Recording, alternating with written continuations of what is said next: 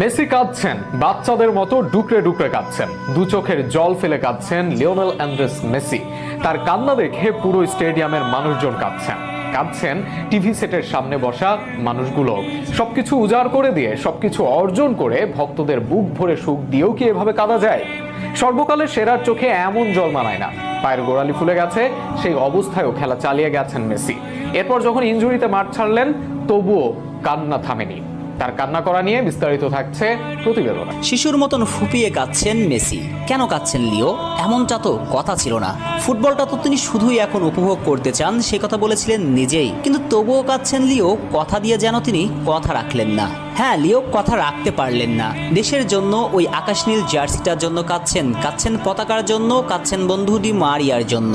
বন্ধুকে যে কথা দিয়েছেন ট্রফি দিয়েই শেষ বিদায় জানাবেন, কিন্তু সেই লড়াইয়ের ময়দান থেকে লিওকে চলে আসতে হচ্ছে। তাই তো অঝরে কাঁদছেন মেসি। আগে তো এমনটা হয়নি কখনো। পরাজয় কিংবা জয়ের আনন্দ সবটাই মাঠ থেকে দেখেছেন।